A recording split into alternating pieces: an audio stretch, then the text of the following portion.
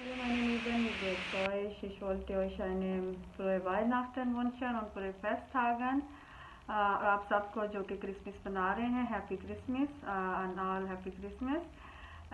Und ich wollte sagen, dass ihr feiert das jedes Jahr und hat immer Möglichkeit, aber jetzt hat auch Möglichkeit, aber dürfen wir nicht das feiern.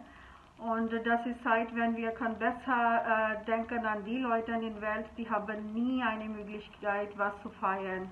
Und jetzt ist, ich denke, besser Zeit, wenn wir, was wir haben immer hier ausgegeben, können wir auch diese andere Leute das schicken oder so, weil Silvester feiern wir auch nicht jetzt und ja, und das ist besser, jetzt haben wir können besser an andere Leute denken.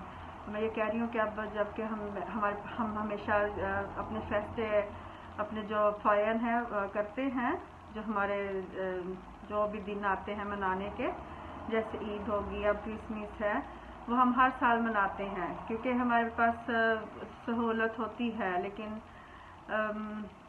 अब हम उन लोगों का बेहतर सोच सकते हैं जिन्होंने कभी भी कुछ नहीं फायन किया, कुछ नहीं मनाया, क्योंकि उनके पास ना सहूलत होती है ना कुछ, तो इसलिए अब हम अपने इर्द गिर्द जो लोग हैं उनके बेहतर सोच सकते हैं.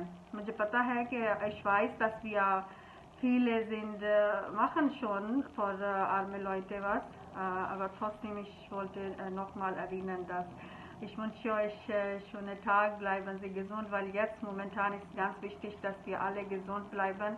Dann Feiertage kommen immer wieder. Nächstes Jahr, aber nächstes Jahr, inshallah. So, ich sage euch